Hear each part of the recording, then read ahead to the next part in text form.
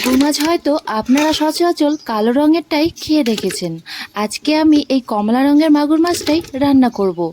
এই মাগুর মাছটাও হয়তো অনেকেই খেয়েছেন, কিন্তু অনেকে আবার চোখেও দেখেনি।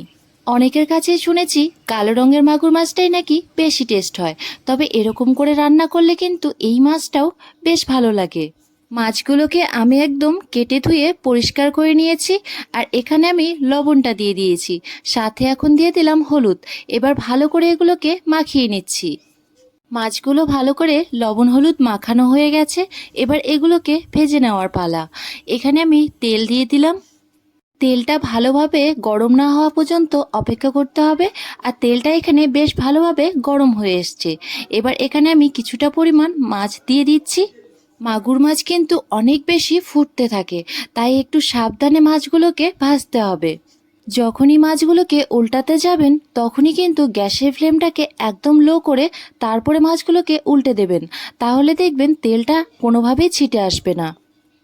মাছগুলো এক পিঠ ভালোভাবে ভাজা হয়ে গেছে, এবার এগুলোকে আমি উল্টে পাল্টে অপর সাইডটাকেও ভালো করে ভেজে নেব। এই মাছগুলো যদি খুব ভালো করে ভাজা না হয় তাহলে কিন্তু ঝোলে দেওয়ার পর মাছগুলো খেতে একদমই ভালো লাগে না। তাই একটু চেষ্টা করবেন ভালো করে মাছগুলোকে দুপিঠ ভালো করে ভেজে নিতে। সবগুলো মাছই আমার প্রায় ভাজা হয়ে গেছে, এবার এগুলোকে আমি তুলে নিয়েছি। মাছগুলোকে দেখুন একদম কিন্তু মুচমুচে করেই এগুলোকে ভেজে নেওয়া হয়েছে। এবার এই বাকি তেলটার মধ্যেই আমি এখানে দিয়ে দেব কেটে রাখা লঙ্কা, পেঁয়াজ, আর সাথে দিয়েছি একটুখানি টমেটো। এবার পেঁয়াজ লঙ্কাগুলোকে ভালো করে ভেজে নিতে হবে। তার জন্য এর মধ্যে আমি দিয়ে দেব লবণ আর দিয়ে দেব হলুদ। তারপর লঙ্কা পেঁয়াজগুলোকে ভালো করে ভেজে নেব। লঙ্কা পেঁয়াজগুলো বেশ ভালোভাবেই ভাজা হয়ে গেছে, এবার এর মধ্যে আমি দিয়ে দেব বেটে রাখা জিরে ও আদা। এই মাছগুলোতে একটু বেটে রাখা মশলাগুলোই ইউজ করবেন, তাহলে মাছের স্বাদটা আরও বেশি ভালো লাগে।